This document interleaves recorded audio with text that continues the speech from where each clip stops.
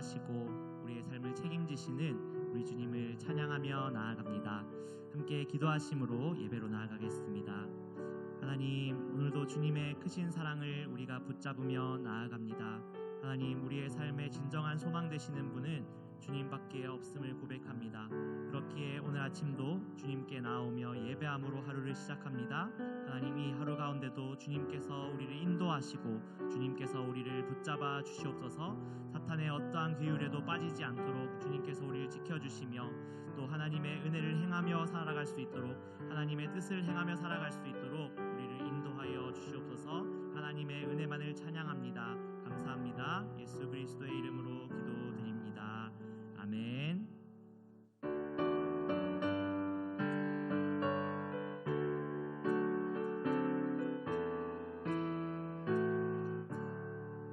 그 크신 하나님의 사랑 말로 다 형용 못하네. 저 높고 높은 별을 넘어 이 낮고 낮은 땅 위에 죄범한 영혼 구하려 그 아들 보내사 화목제물 삼으시고 죄 용서하셨네. 하나님 크신 사랑을 증량 다 못하네. 영원히 변치 않는 사랑 성도여 찬양하세. 괴로운 시절 지나가고 땅 위에 영화쇠할 때 주 믿지 않던 영혼들은 큰 소리 외쳐 울어도 주 믿는 성도들에게 큰 사랑 베푸사 우리의 죄 사했으니 그 은혜 잊을까. 하나님 크신 사랑은 증량 다 못하며 영원히 변치 않는 사랑 성도여 찬양하세. 하늘을 두루마리 삼고 바다를 먹물 삼아도 한없는 하나님의 사랑 가게로 갈 수 없겠네. 하나님의 크신 사랑 그 어찌 닿았을까. 저 하늘 높이 쌓아도 채우지 못하리. 하나님 크신 사랑은 증량 다 못하며 영원히 변치 않는 사랑 성도여 찬양하. 하나님 크신 사랑은 증량 다 못하네. 영원히 변치 않는 사랑 성도여 찬양하세.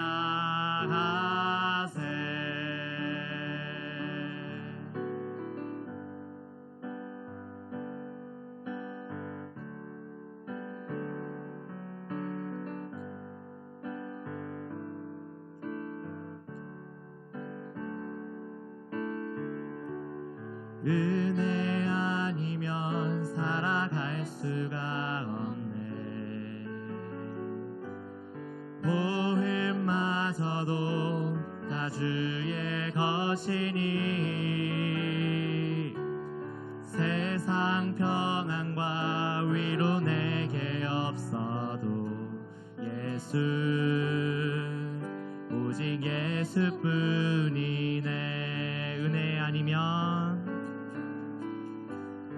은혜 아니면 살아갈 수가 없네. 호흡마저도 다 주의 것이니 세상 평안과 위로 내게 없어도 예수 오직 예수뿐이네. 크신 계획 다 볼 수도 없고 작은 고난에 지쳐도 주께 묶인 나의 모든 삶 버티고 견디게 하시네.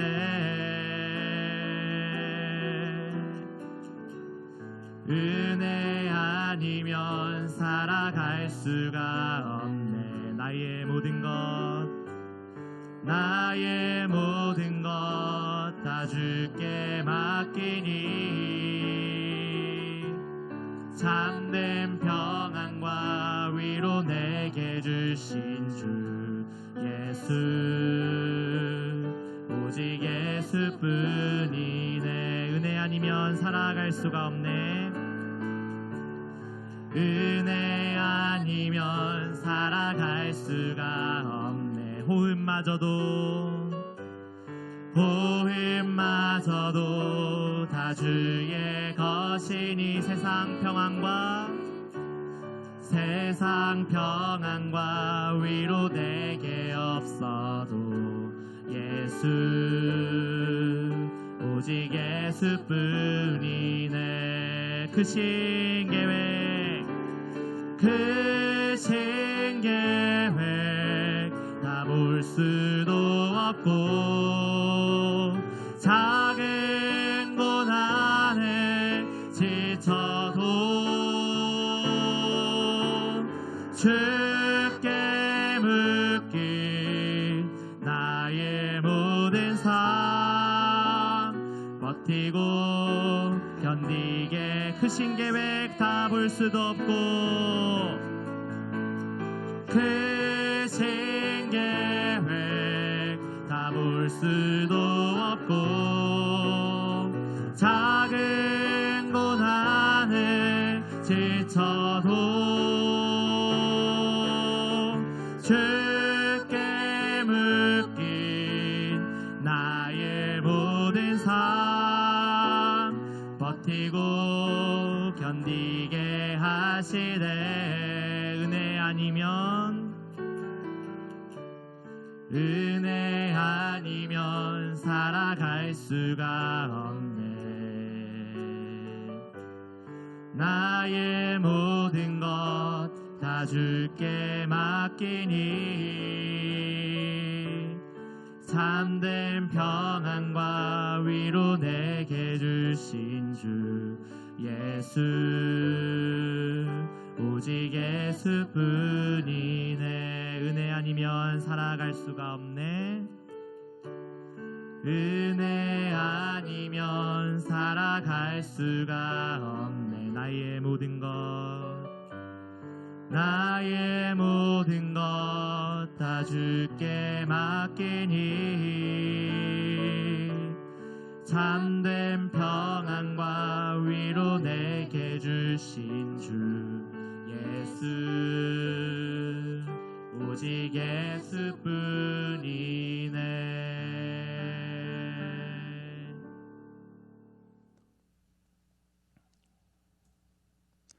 할렐루야. 우리 하나님의 은혜와 평강이 우리 성도님들 삶 가운데 날마다 가득하시기를 주님의 이름으로 축원합니다.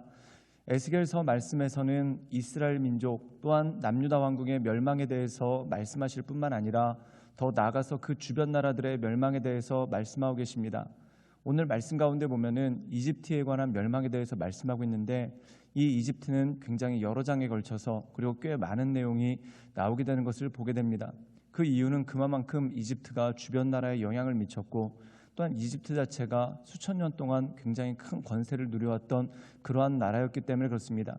근데 이 이집트가 바벨로니아에게 멸망을 당하고 그 이후로부터는 스스로 강하게 선 적이 없이 여러 나라들한테 괴롭힘을 당하는 그러한 약한 국가로 전락하게 되는 그 모습이 그 가운데 있는 것이죠.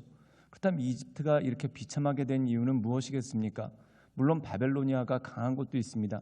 근데 더 나아가서 이집트 안에 있는 죄악으로 인해서 또한 하나님께서 이집트에게 많은 것들을 내려주셨지만 오히려 그것을 가지고 악행을 저질렀기 때문에 하나님의 심판을 받는 모습이 그 가운데 있는 것을 보게 됩니다. 이집트는 큰 나라입니다. 또한 부강한 나라입니다.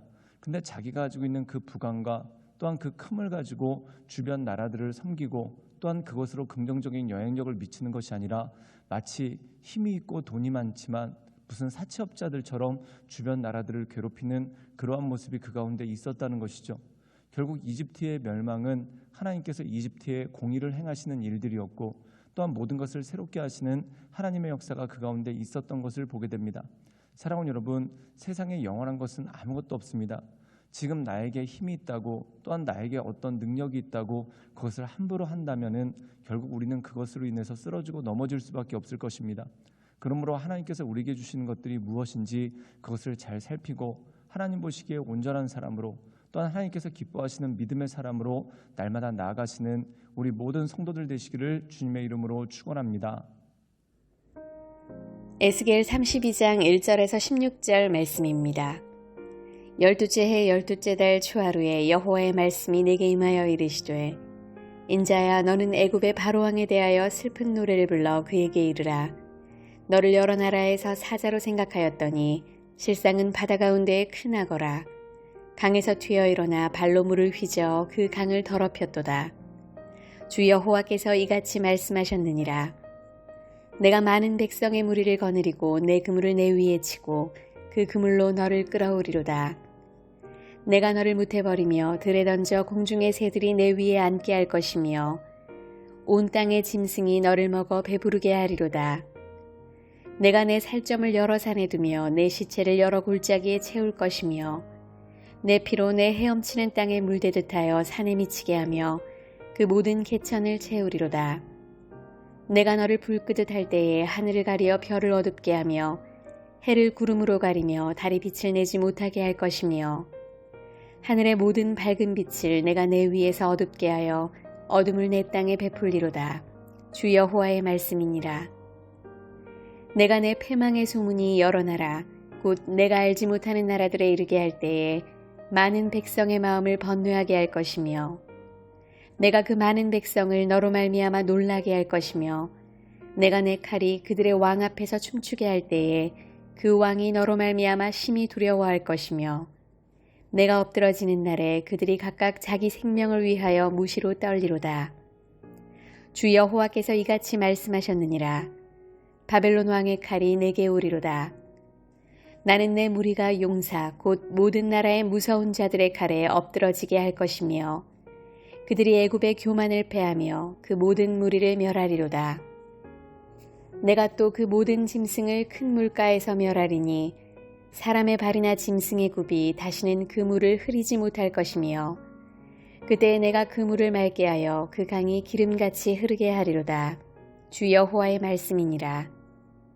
내가 애굽 땅이 황폐하여 사막이 되게 하여 거기에 풍성한 것이 없게 할 것이며 그 가운데의 모든 주민을 치리니 내가 여호와인 줄을 그들이 알리라. 이는 슬피 부를 노래이니 여러 나라 여자들이 이것을 슬피 부르며 애굽과 그 모든 무리를 위하여 이것을 슬피 부르리로다.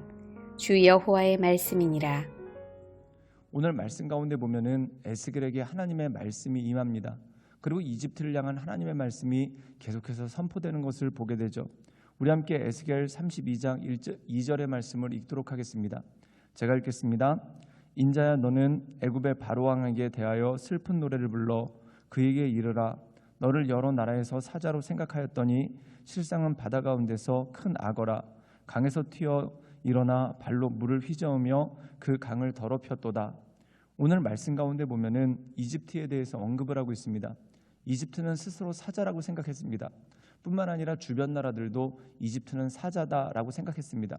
아마 우리가 사자를 생각할 때 사자가 무서운 맹수인 것은 맞지만 긍정적인 이미지를 가지고 있습니다. 그 긍정적인 이미지가 뭐냐면 초원을 누비고 있는 말 그대로 동물의 왕이 사자라는 것이죠. 그런 사자의 긍정적인 이미지를 가지고 있는 이 이집트가 실상은 어떤 나라인가? 오늘 말씀 가운데 보면은 강에 숨어 있는 악어와 똑같다라고 말씀하고 있습니다. 사랑하는 여러분, 악어도 맹수가 맞습니다. 사자도 맹수입니다. 그런데 이 사자와 악어에 대한 인식의 차이는 굉장히 크게 된 것을 보게 되죠. 그 이유가 뭘까요? 악어는 숨어서 기다리다가 그 먹잇감을 낚아챈다는 것입니다. 또한 악어는 굉장히 흉폭하고 또한 더 나가서 굉장히 음침한 모습이 그 가운데 있었다는 것이죠. 즉 사자와 같이 존경을 받아야 되는데 그가 하는 짓은 무엇과 똑같냐면 악어와 똑같았다는 것입니다. 또한 뿐만 아니라 그가 강물 속에 있으면서 물을 흐리고 또한 진흙탕을 만들어버리는 그 모습이 그 가운데 있었다는 것이죠. 즉 다시 말해서 이 이집트는 굉장한 강국입니다. 수천 년 동안 그 주변에서 강국의 지위를 누려왔고 또한 너무나 많은 부가 그에게 있었습니다. 그런데 그 강함과 부를 가지고 어떻게 했는가? 사자처럼 질서를 잡는 데 그 모든 것을 쓴 것이 아니라 악어처럼 모든 질서를 어지럽히는 그 모습이 그 가운데 있었다는 것입니다. 사랑하는 여러분, 성경에 보면은 이집트가 참 많이 등장을 합니다. 또한 하나님께서도 이스라엘 백성들에게 너희가 이집트에서 받았던 선대를 잊지 말아라 라고 말씀하고 있습니다. 물론 이집트를 탈출하는 과정에서 여러 가지 일들이 있었지만 그러나 이집트에 대한 호의를 가지고 있을 것에 대해서 하나님께서 명령하시는 부분이 나오죠. 그 이유는 무엇입니까? 하나님께서 이집트에게 그렇게 막강한 권력과 또한 막강한 부강함을 주신 이유가 있다는 것입니다.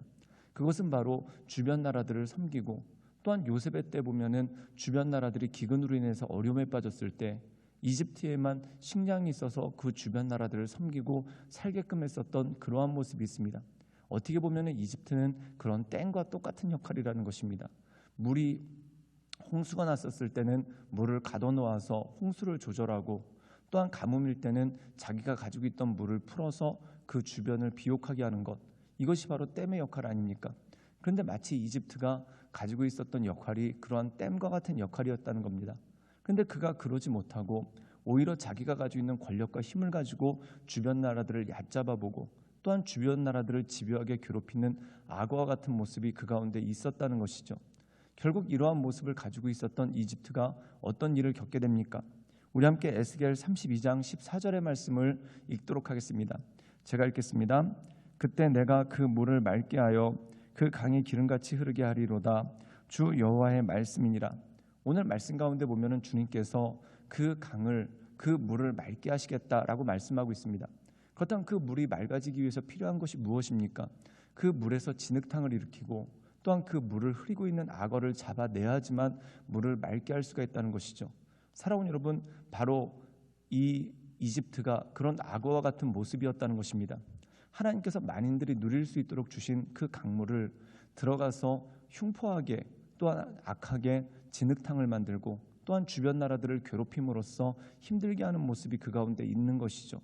그러므로 그 악어를 잡아냄으로써 그 강을 안전하게 하고 또한 그 강을 맑게 하는 하나님의 역사가 그 가운데 있는 것을 보게 되죠. 우리가 다니엘서에 보면은 뜨인 돌의 환상이라는 것이 있습니다. 신상이 나오게 되는데 머리가 금이고 또한 어깨와 가슴이 은으로 돼 있고 배가 동으로 돼 있습니다. 그리고 허벅지와 종아리가 철로 돼 있고 그리고 발이 철과 진흙으로 섞여 있는 그러한 신상이 있습니다. 그렇다면 그 신상의 의미는 무엇입니까? 그 나라를 이끌어는 그 시대를 이끌어가던 제국들의 모습이 그 가운데 있는 것이죠. 그런데 하늘로부터 다듬지 않은 돌이 떨어져서 그 신상들을 부시는 그 모습이 그 가운데 있습니다. 이 의미가 무엇일까요? 모든 권세는 결국 하나님께 있고 하나님께서 인도하신다는 것입니다. 즉 하나님께서 누군가에게 권세를 주셨을 때 또한 누군가에게 부강함을 주셨을 때 의미가 있습니다. 그를 통해서 하시고자 하는 일이 있습니다. 창세기의 요셉에게 하나님께서 권세를 주십니다. 이집트를 다스릴 수 있는 권세를 주십니다. 그 이유가 무엇입니까? 그 권세를 가지고 7년의 풍년과 7년의 기근을 예비하여서 결국 사람들이 7년의 기근의 때에 살 수 있도록 하기 위해서, 그리고 더 나아가서 이스라엘 민족들이 살고, 그리고 더 나아가서 그 주변 나라들이 살 수 있도록 하기 위해서 이 요셉에게 많은 권세를 주신 것 아닙니까? 여러분, 권세의 의미가 바로 이것입니다. 청지기의 사명이 그 가운데 있다는 것이죠. 그런데 이 이집트는 어떻게 했습니까? 하나님께서 주신 맑은 물, 많은 사람들이 받아 누릴 수 있도록 주신 맑은 강물이 있는데 그것을 흐려서 사람들이 쓰지 못하게 하고, 또한 거기서 흉포함을 나타내서 사람들이 두려워서 그 근처에 오지 못하도록 만드는 모습이 그 가운데 있었다는 것이죠.